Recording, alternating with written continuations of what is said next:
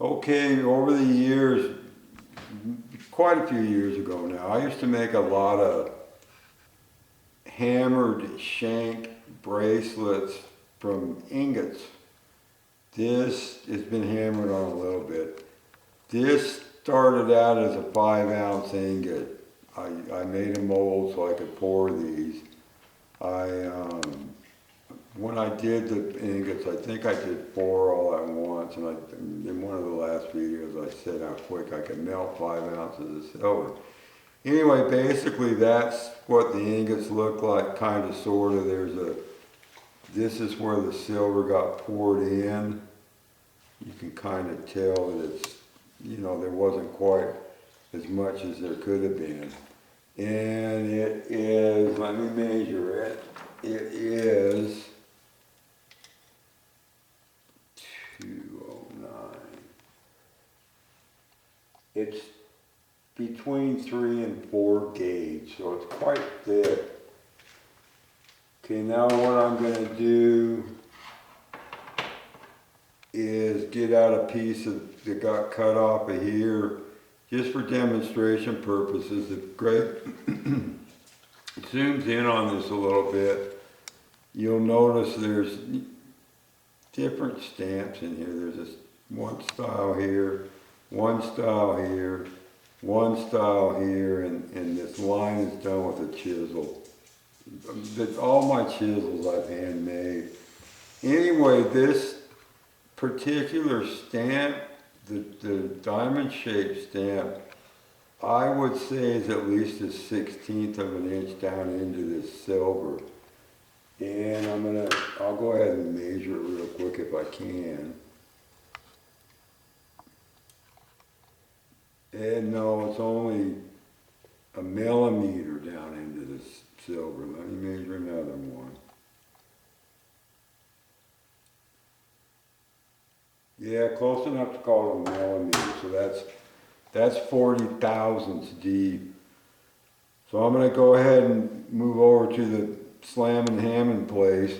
I'll get a tool out. I'll get the piece of silver out, and then I'll explain how you end up getting something that deep. Oh, and also, this is an old button stamp, antique button stamp, and I raised this out. If you look here, there's just a ball-shaped divot here. You originally get your impression of this button stamp so you can see what it is, and then you start hitting from behind to raise that out of the silver work until it finally makes that shape. I may not use it. This is good I'm doing it. I can use it in another video if I don't want to use it here. And I'm babbling now, so let's get to stamping. Okay, this is a piece I chiseled off of that shank I just showed, that hammered shank. I miraculously found it when I was cleaning my shop here recently, maybe for this video. I used a chisel to cut it off the hammered shank, and when the chisel was almost ready to break through, it decided to just split, and it ricocheted across my shop, and from here to where it hit, I'm gonna guess was 18 feet. So I never did find it till a couple of days ago. Anyway, I just annealed this, and this is the perfect thickness to use to show you deep stamping. Okay, this is 133. So that is roughly 8 gauge. Okay, I've had this hammer forever. I think I got it in a toolbox. A friend of mine used to have a pawn shop, and the people would pawn their toolboxes, and when they didn't pick them up, he'd go through and cut the locks. And you know, a lot of times I'd see things that I wanted, and I'm pretty sure that's where I got this. Well, the person that made this hammer up, they did it for a reason. This is just a bicycle handlebar end. And they obviously, you see they've cut the handle off. Well, that gives you a really good hold on your hammer. Plus it gives you a good strike. Okay, these stamps, I just grabbed, can you zoom in on these stamps?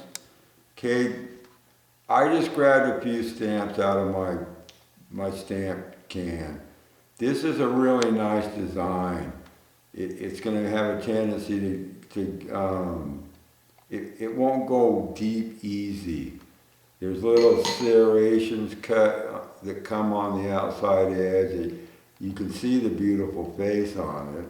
Okay, this one is a little tiny arc, but it's been hollowed out a little bit on the inside. So a really nice, well-designed stamp. And this one's an arc with sawtooth or whatever you want to call it. Another real nice design. So when you first start to, if you're doing a pattern, you lay out for it, but I'm just going to show you how you get the deep stamp. So the first thing I'm going to do is just make a impression. And you don't have to hit it real hard to make your impression. Okay, there's an impression. You know, it's real light. I hit it square enough to where it gave me what I was after. Okay, now I'm going to do another impression. And when you do your impression, just do your best to make sure you want to hold a little bit low on the stamp itself, and then rock it a little bit. You can tell when it hits flat, and it needs to be flat when you hit it. Okay, here goes another one. Okay, again, there's not much there. It's minimal. All you're doing is making what's called a registration. Okay, so this is the most intricate one. I think I'll make it toward that. I'm going to maybe mush this silver out a little bit more than I would hope, but it doesn't matter. I'm just doing this for demonstration purposes. Again, get that thing perfectly straight up and down, rock it a little bit, and make sure that when you strike, you're going to hopefully get a minor impression of the whole stamp. You notice I hit a little bit harder that time because there's so much intricacy in that one. I knew that there's so much going on the face of that hammer or that stamp. It's almost impossible to get it to give you a register the first hit, and that's close enough. So then you go back through, and when you start getting resistance on your stamp, it's time to anneal. That's the end of story. It's time to anneal. I also use this hammer. You notice it's a lot bigger. Not a huge amount bigger, but for fine stamping and stuff, I always use this short-handled hammer. And if I'm going like on a hammered shank, when I get to a certain depth, I'll start using this bigger hammer. But again, I choke it real close. I don't ever hold it out on the end. So I'm going to go back through these again, and then I'm going to probably anneal. And I'm going to continue to use this little hammer.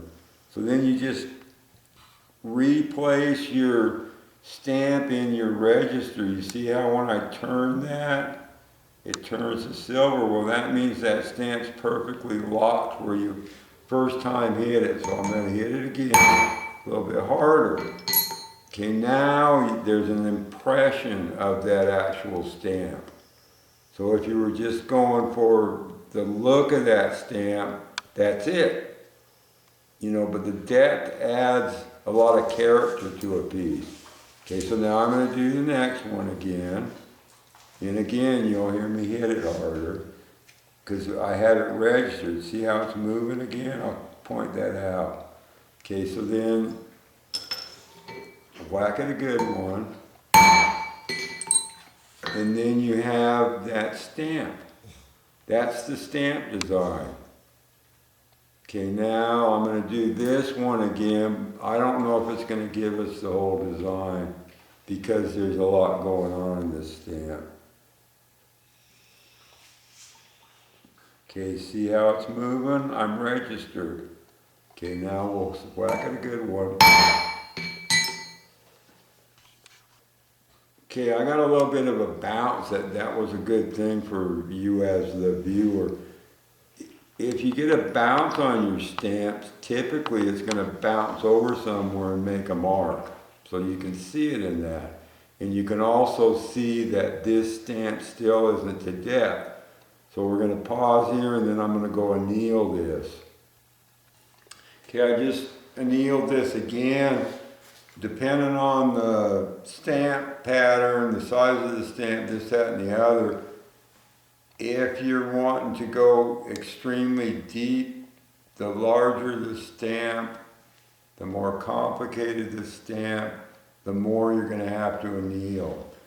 So this, right now, I'm not really pleased with the biggest stamp.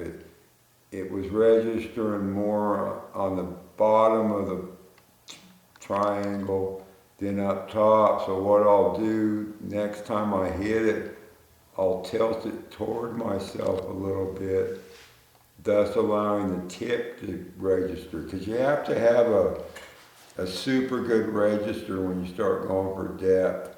So I'm going to do the two arched ones, and then I'll do that one again. And I'm going to change on the arched ones to my bigger hammer, because that'll give me depth. Now that I have something perfect to register with, I'm not worried about. So then if I give it a good whack, you see how that stuck to that? Well, look how deep it is now.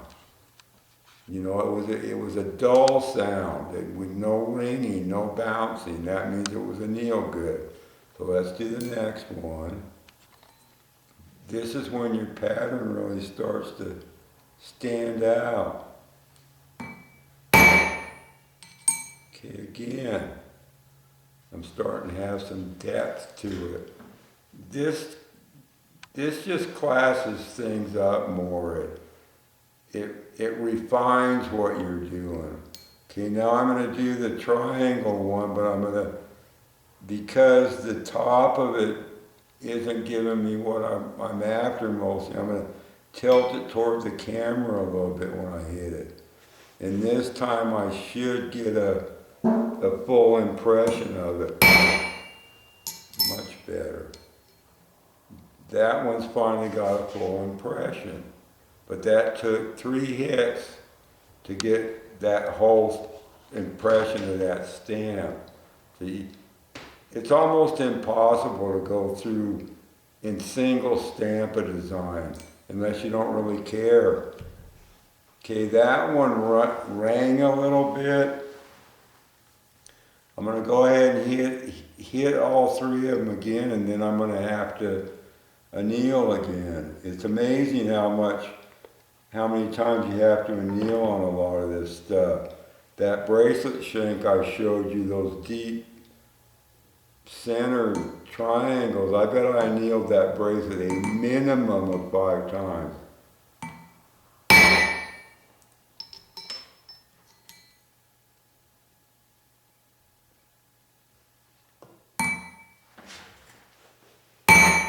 See how that stuck? That's obviously showing that you got some depth. And the nice thing about, if you have this outer edge cleaned up really pretty, really clean, even and stuff, it starts giving you a face to the outside edge. You know, depending on the stamp, you might have a real nice bevel getting stamped in there, or depending on the actual stamp, you know, and you can think those things ahead of time and come up with some really nice outer edges too. Okay, here goes one more on this one. Again, that stuck, but I knocked it off. Okay, I could probably hit these again one more time, but as soon as I start getting any resistance, I anneal. You know, better to get a beautiful finished stamp work than try to save some time by stamping when you shouldn't stamp. And when we get all the way done, Greg can zoom down in here and you can see how crispy, clear, and how really nice these designs show. It's almost like the deeper you go, the better the stamps get shown off. So I'm going to anneal this. Okay, we're getting close on these two arcs. I mean, the pattern in there is exquisite. I'm going to go ahead and kind of square them up a little bit. There's a real nice beveled moon down in here, which is part of the classiness of this type of stamping. So I'll probably only hit that one more time, depending on what I'm making. Like if I was making a belt buckle or something, some of them I don't go as deep. So I'm going to hit that one more time, and that'll probably be it.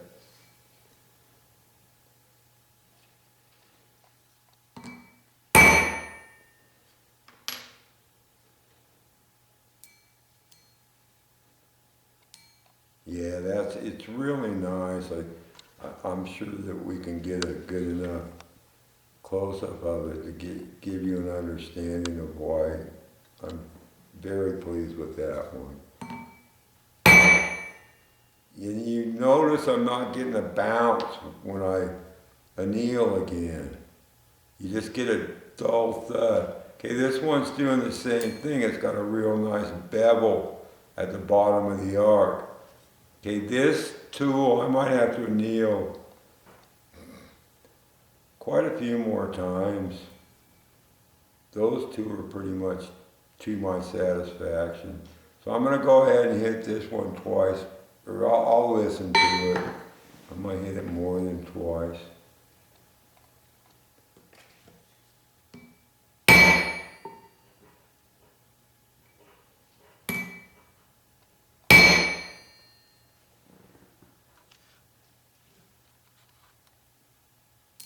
I don't know if I've ever used this particular stamp much. It looks like it's real well made.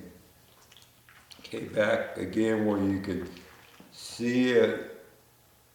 The